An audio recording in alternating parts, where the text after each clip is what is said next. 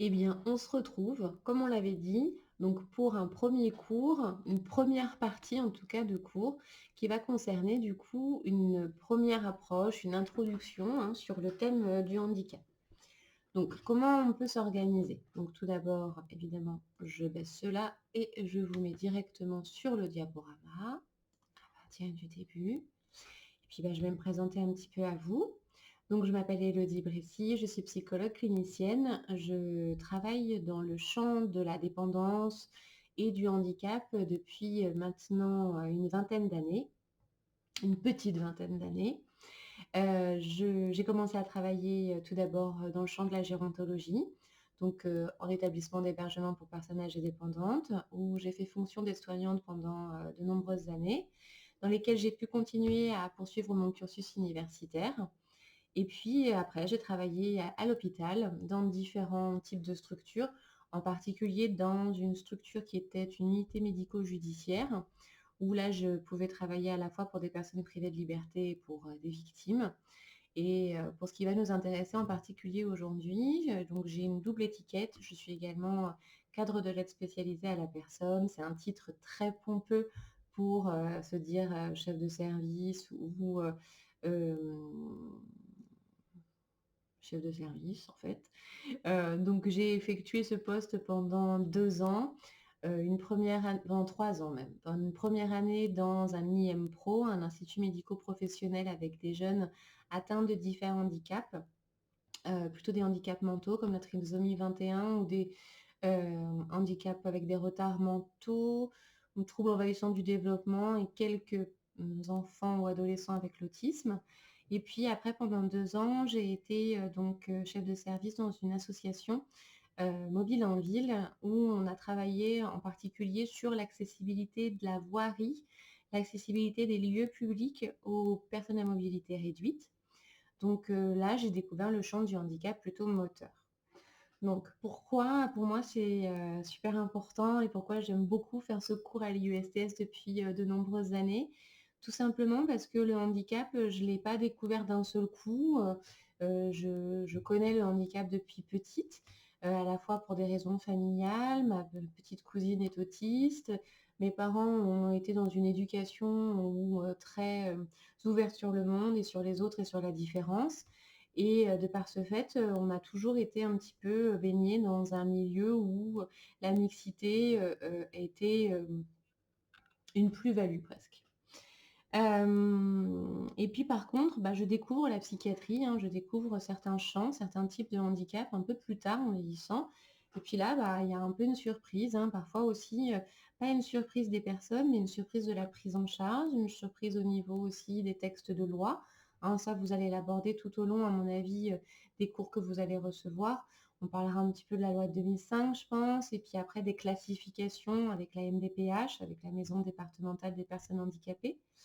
Hem, voilà, je découvre un peu ça et puis, je découvre aussi qu'il y a des choses qui sont pas faciles comme l'intégration.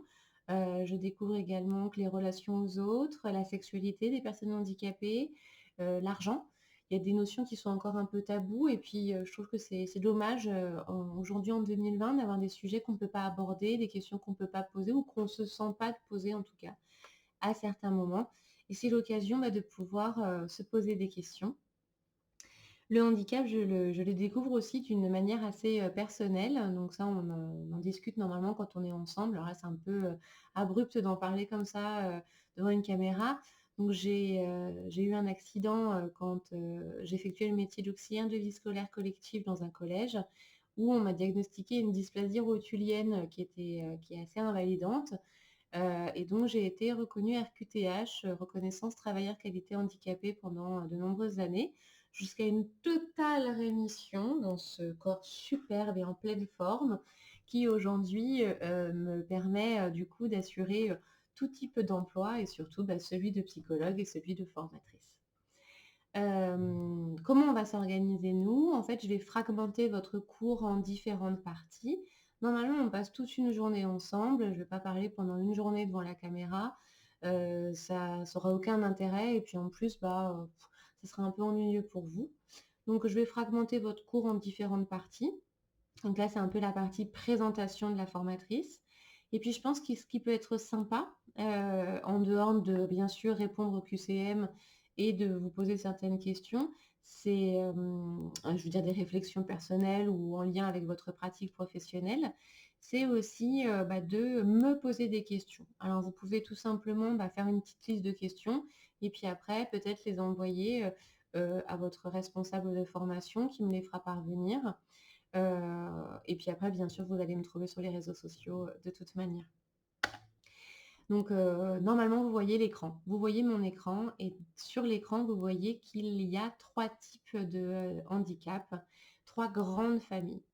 Alors, chez nous, en France, hein, on a une instance qui s'appelle la Maison départementale des personnes handicapées et c'est cette Maison départementale des personnes handicapées qui va gérer, en fin de compte, tout un petit peu ce qui va être en lien avec, le handicap.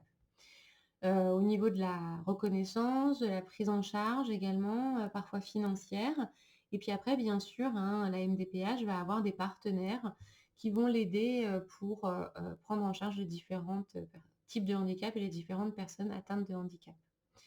Donc moi ce qui me dérange un petit peu dans cette, classification, on va dire un peu abrupte, hein, des 3 types de handicap qui sont généralement, distingués, c'est qu'on va voir ce sont des tiroirs, des espèces de grands fourre-tout à l'intérieur desquels on va mettre, plein de personnes et j'espère que vous allez vite vous rendre compte que c'est un peu, violent, parce qu'en fin de compte il y a autant de personnes handicapées, qu'il y a autant de handicaps, qu'il y a autant de situations de handicap, que voilà, le champ du handicap, c'est pas un champ restrictif. Et je pense que c'est assez complexe de mélanger des pathologies, que c'est complexe de mélanger dans cette classification des personnes avec un handicap moteur qui serait de l'ordre de la paraplégie, avec des personnes avec un handicap moteur qui seraient du coup des personnes myopathes ou IMC, infirmité motrice cérébrale, avec lesquelles le handicap serait beaucoup plus lourd. Vous inquiétez pas, hein, je parle vite et puis je dis des petits termes, des acronymes, des petites expressions. Je les répète en général au fur et à mesure plusieurs fois, ce qui vous permettra bien sûr, normalement, de suivre le cours comme si on était, ensemble. Dans les 3 types de handicap, du coup, il y a bien sûr les handicaps sensoriels, donc qui vont toucher du coup les 5 sens.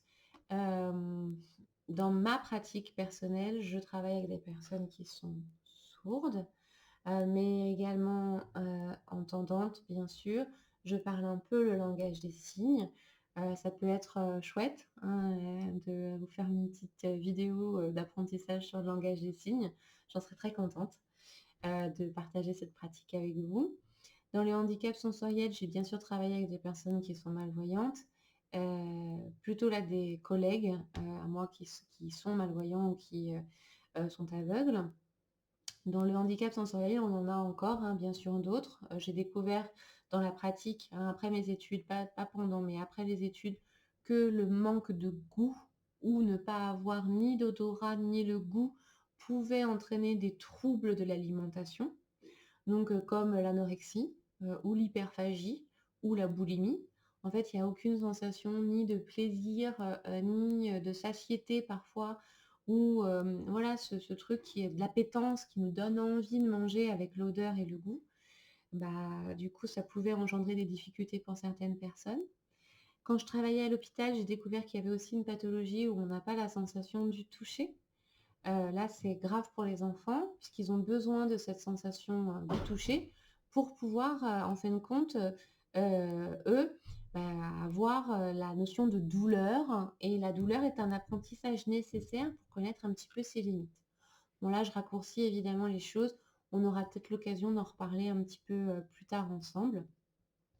Donc pour les handicaps sensoriels, voilà, les 5 sens peuvent être touchés. Vous pouvez avoir des formations internes dans vos structures qui vont vous permettre de travailler, dans le handicap sensoriel si ça vous intéresse. La deuxième grande famille, c'est donc le handicap psychique et mental. Donc vous voyez, c'est un grand fourre-tout.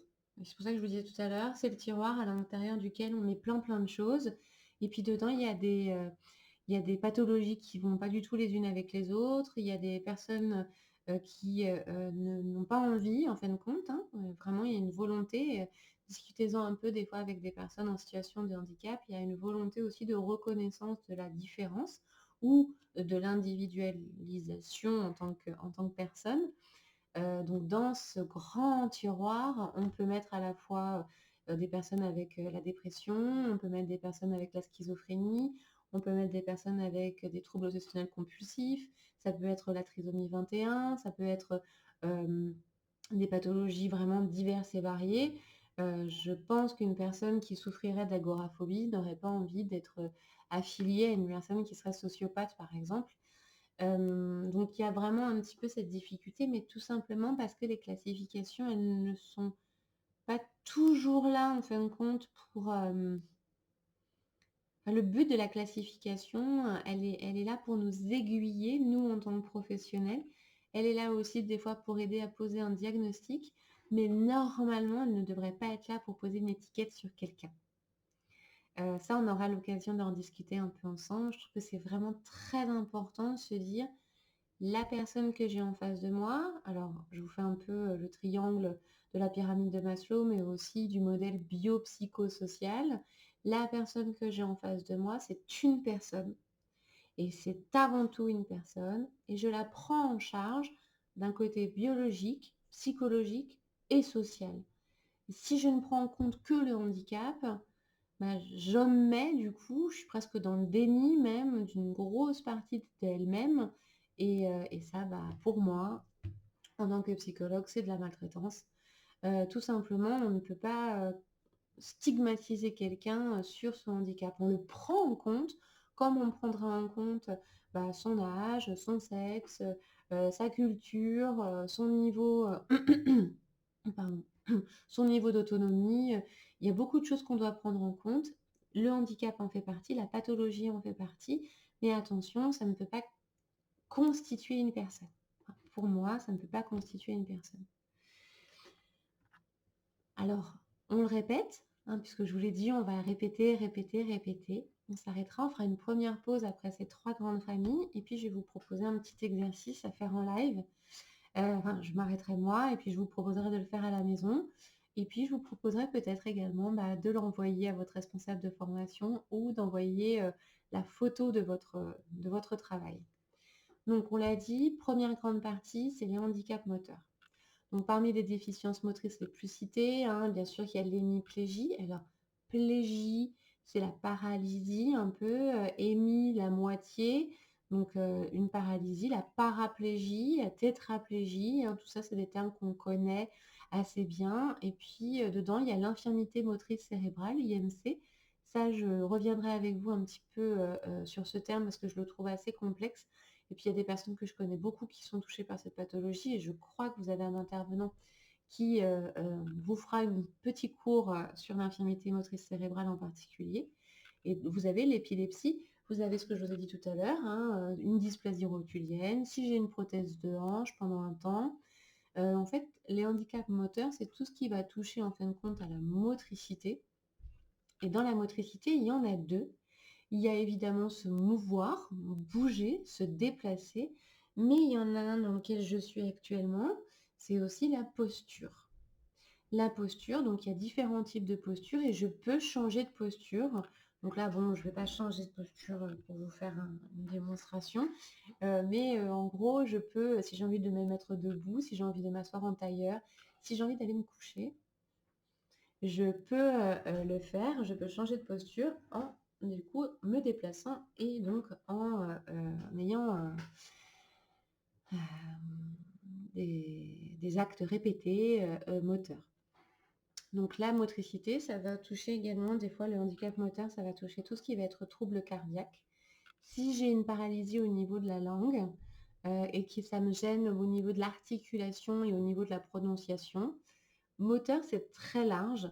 Le champ du handicap moteur, c'est un champ vraiment très grand dans lequel on va rencontrer des personnes qui sont très visibles à cause du fauteuil roulant. Donc fauteuil roulant, il y en a 2 types, fauteuil roulant manuel, fauteuil roulant électrique. Donc, mais il y a des personnes aussi qui vont avoir ce qu'on appelle un handicap invisible. Le handicap invisible, c'est 80% du handicap en France. Ce sont donc des handicaps qui ne se voient pas. Donc pourquoi autant de handicaps invisibles?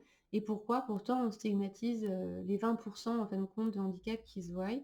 Tout simplement parce que le handicap, c'est aussi une histoire de, reconnaissance vis-à-vis des autres et c'est aussi quelque chose qui se voit, qui se perçoit et c'est quelque chose des fois qui fait encore peur, qui est assez stigmatisant et je pense que c'est intéressant, ces 80 et 20 parce que souvent on n'imagine pas, qu'il y a 80 des handicaps qui sont des handicaps invisibles. Je vous ai pas fait un cours sur le début du handicap ou sur, pourquoi le handicap, pourquoi le terme de handicap. Je pense qu'on aura l'occasion, de revenir dessus, quand vous aurez, réalisé vos superbes projets. Donc cette étiquette va concerner essentiellement les handicaps sensoriels. Donc comme je vous ai dit, il y en a plusieurs types. Il y a des tests, hein, pour les handicaps, auditifs qui sont donc peuvent s'effectuer à tout âge et le premier test, il va s'effectuer du coup dès la naissance. Il y a bien sûr des psychologues, des orthophonistes, l'appareillage, le langage des signes, hein, et puis il y a des personnes qui sont sourdes, qui parlent et il y en a qui ne parlent pas, il y en a qui vont faire la lecture labiale. Donc là, c'est vraiment il y a beaucoup de possibilités, beaucoup d'outils de communication qui sont possibles. Pourtant, le monde de la culture sourde, donc ça se dit comme ça, hein, la culture sourde, c'est un monde qui est encore un peu fermé. Donc là, je pense qu'il y a des traumatismes qui datent, hein, encore, antérieurement et c'est parce que vous allez voir dans les handicaps sensoriels, la plus grosse difficulté que vous allez rencontrer, c'est de rentrer en communication avec l'autre. On rentre en communication de manière assez, en fin de compte, éphémère, assez partielle, mais à l'instant T, mais pour qu'il y ait vraiment une communication aboutie, pour que, quand vous travaillez sur un projet sur un long terme, là, c'est vrai qu'il y a parfois un peu plus de difficultés et du coup, comme je vais plus facilement, pouvoir communiquer avec une personne qui utilise la même langue que moi, bah, je vais, peut-être des fois un petit peu rester dans un monde clos. Mais ça, c'est, l'être humain qui fait ça, c'est pas le handicap qui fait ça. Vous aussi, vous le faites. Vous arrivez dans l'amphithéâtre, vous allez en fin de compte faire une espèce de reconnaissance inconsciente et vous allez aller vous asseoir à côté des personnes quasiment qui vous ressemblez le plus. Une ressemblance qui peut être bien sûr, physique, mais aussi une ressemblance, hein, qui est sur vos intérêts, vos valeurs et sur, des fois même sur vos projets personnels, hein. On a dit bien sûr qu'il y avait les déficiences visuelles et puis, on aborde une notion un petit peu différente, hein, même si on est dans le handicap sensoriel, on va parler du coup de l'origine congénitale ou accidentelle. Hem, il y a une grosse différence entre les 2. On ne peut pas le nier et donc quand vous allez être soit, dans vos écrits avec vos études de situation ou quand vous allez être au travail, au stage, je pense qu'il faut vraiment ça, c'est une notion à regarder ou à se renseigner auprès de l'équipe. Est-ce que ce handicap, il est inné, donc dès la naissance, ou est-ce qu'il est accidentel, donc avec toute une notion un peu traumatique derrière?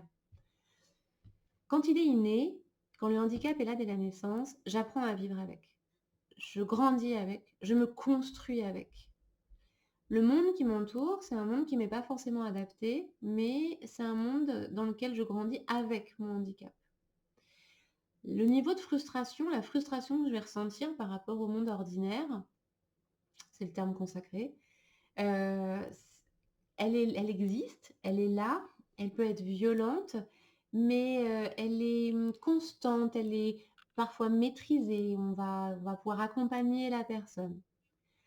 Quand il y a l'accident, quand il y a le handicap qui arrive de manière inopinée, il fait à coup sûr, alors j'ai pas le pourcentage exact, mais dans de grandes, situations, il va faire traumatisme. Donc le traumatisme, c'est une effraction psychique à l'instant T dans une vie qui est en fin de compte tout à fait construite et tout s'effondre, tout est brisé, tout est cassé et parfois il y a vraiment cette colère, il va y avoir vraiment les mécanismes en fin de compte que vous allez retrouver dans les mécanismes du deuil. Donc ça peut être, la sidération, le refus, le déni, la colère, phase de dépression, qui amènera peut-être après une phase du coup, d'acceptation.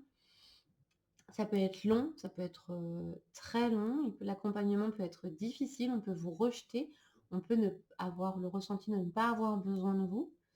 Donc là, c'est vraiment dommage qu'on ne soit pas tous ensemble parce que, si en général, les étudiants, ils ont des expériences aussi, que vous pouvez partager, peut-être sur un réseau social ou, je ne sais pas si vous avez créé un groupe de travail. Hem, Parce que là, on voit bien, hein, vous me donnez, hein, vos propres expériences. Ça passe de la personne qui, marche à des objectifs professionnels, qui après un accident de la route, va avoir en fin de compte sa vie qui va être très chamboulée, perte d'identité, perte de projet professionnel.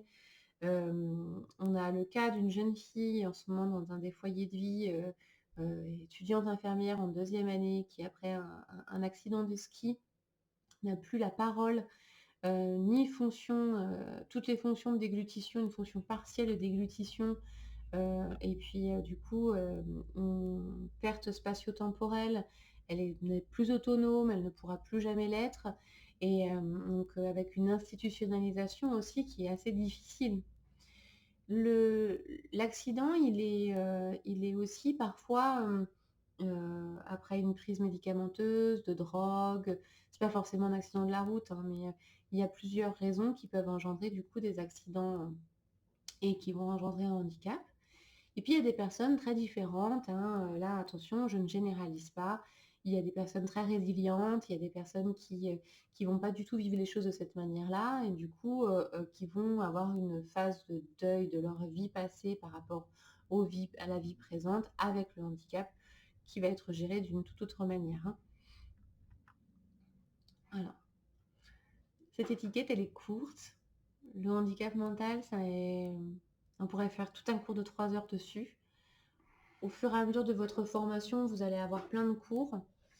Hem, Pourquoi je parle de l'enfant, mmh, avec vous dans cette étiquette? C'est parce que souvent sauf pour, pour la trisomie 21 ou certains handicaps qui vont être, du coup diagnostiqués très tôt, hem, les handicaps mentaux en général sont diagnostiqués après, après coup, voire après l'âge de 6 ans. Donc souvent on peut avoir des pistes, hein, bien sûr vers l'âge de 3 ans. Et vers l'âge de 6 ans, là, il y a vraiment, des tests, des outils, qui vont permettre un petit peu de classifier, qui vont nous permettre un petit peu de connaître le développement de l'intelligence d'un enfant, et de voir s'il y a un retard ou pas. Alors le terme d'intelligence, comme le terme de cognition, c'est un terme qui est un peu, vague, un peu, heu, voilà, vague, imprécis, quand on n'a pas les outils. Moi, j'aime parler d'adaptation. Je trouve qu'en fin de compte, le niveau d'intelligence, ça veut pas dire grand-chose. Je crois que l'intelligence, surtout pour un enfant, mais même après à l'âge adulte, c'est quand la personne peut être adaptée au monde réel. Parce qu'on a des personnes qui vont être très intelligentes, avec un QI, si on parle de coefficient intellectuel incroyable, et qui vont être peu adaptées en fin de compte à la société. Savoir s'adapter, savoir être adapté, suivant bien sûr les besoins fondamentaux, hein, savoir prendre soin de soi, savoir aller vers les autres, se sentir en sécurité, appartenir à un groupe de pairs, savoir, avoir des projets, de l'estime de soi, c'est une marque en fin de compte d'intelligence et on voit bien que c'est ça en fin de compte qu'on demande, hein, quasiment, aux enfants dès leur plus jeune âge. L'inadaptation, elle est pas forcément signe du handicap, mais pour moi, l'inadaptation peut être assez révélatrice. Hem, L'enfant qui n'arriverait pas à s'adapter ne donne pas forcément un adolescent inadapté ou un adulte inadapté, mais je trouve qu'il faut faire attention dès le plus jeune âge. Pouvoir dépister et pouvoir diagnostiquer dès la petite enfance, c'est l'opportunité, je dis bien une opportunité, de pouvoir prendre en charge. Alors, on peut se poser la question tout de suite, hein, comment? Bah, avec une équipe. Je pense que, le psychologue tout seul, il peut pas faire grand-chose. Je pense que, le médecin tout seul, il peut pas faire grand-chose, que l'éducateur tout seul, il peut pas faire grand-chose. Je pense qu'on a vraiment besoin les uns des autres, enfin, en tout cas moi dans ma pratique, j'ai besoin des uns des autres. J'ai besoin de l'éducateur, du moniteur éducateur, j'ai besoin, de l'AES, j'ai besoin de la TISF, j'ai besoin de l'assistante sociale, j'ai besoin du médecin, de l'infirmière, j'ai besoin du kiné. J'ai besoin de tous ces professionnels qui vont apporter en fin de compte leurs connaissances et pouvoir m'aider en fin de compte, dans mon travail à moi. Alors, en particulier quand il y a une prise en charge pluridisciplinaire, vous viendriez me voir, pour, affronter un chagrin d'amour, et que je vous aide à traverser une période de deuil. Non, je pense que seule je peux y arriver. Je vous le souhaite pas évidemment. Mais, vous me contactez parce que, la situation actuelle, fait que vous éprouvez un certain stress. Évidemment, je vais pouvoir vous aider. Mais là, on est dans des situations complexes, quand il y a un handicap mental, il y a souvent une prise en charge pluridisciplinaire et puis il va falloir aussi qu'on s'intéresse un peu, beaucoup, bah, là, à la pathologie, le champ du possible et de l'impossible pour cette personne. Donc comme je vous ai dit, moi j'ai découvert le handicap, la psychiatrie, on va dire, les handicaps mentaux psychiatriques tardivement, hein, puisque l'autisme que je connais depuis petite, je ne le mets pas du tout dans cette catégorie-là.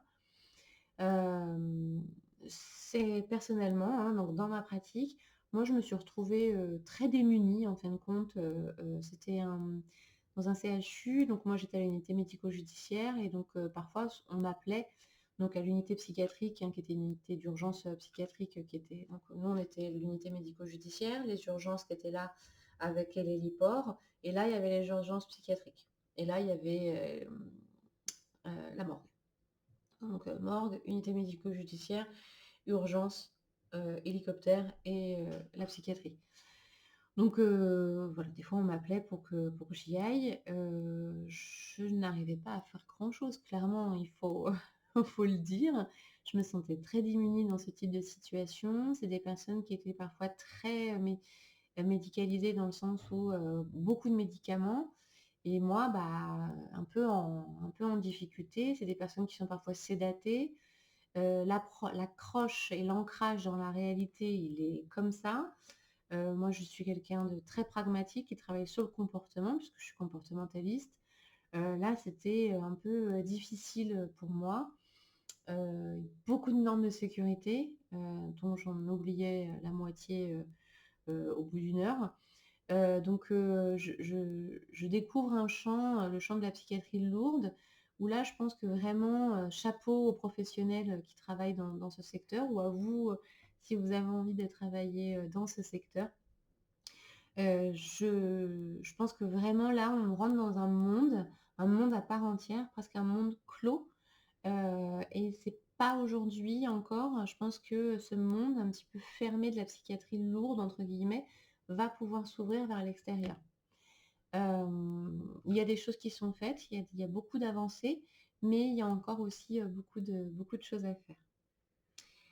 Alors, on en est là et puis il nous restera une étiquette du coup sur les multi-handicaps. On va faire une petite pause et puis on reviendra du coup, juste après là-dessus, donc sur la partie 2, sur l'approche psychologique de la personne handicapée et donc sur cette question du multi-handicap, donc qui associe 2 handicaps.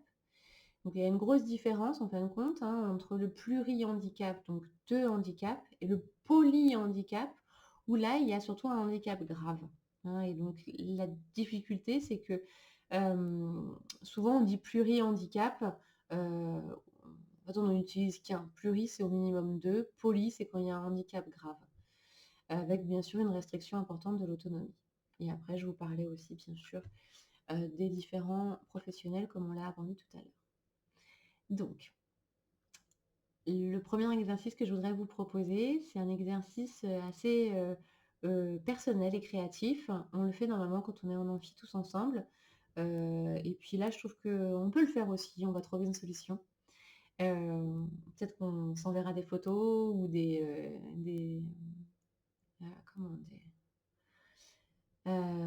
Sur sur les réseaux sociaux, sur Messenger, ou vous l'enverrez pardon, à vos formateurs pour qu'ils me les envoient. On trouvera une solution. Donc, vous allez prendre une feuille blanche, toute blanche, et un crayon, et je vais vous demander, si vous le voulez bien, de manière vous êtes chez vous, de me dessiner le logo du handicap. Alors, au vu de ce qu'on vient de dire, des 3 handicaps différents, de cette multitude de tiroirs dans lesquels on met plein de choses, est-ce que si vous deviez dessiner un logo, donc évidemment que je connais le logo du handicap, c'est pas ça que je vous demande, si vous, en tant que futur professionnel, vous deviez créer un logo qui fait en fin de compte référence à toutes ces personnes, qu'est-ce que vous feriez? Qu'est-ce que vous feriez comme logo? Donc pourquoi pas? Essayez, hein, et puis du coup, je vous ferai peut-être un petit retour, sur ce que vous avez décidé de réaliser. Je vous dis à tout à l'heure, hein. Je reviens, très, très, très, très, très vite.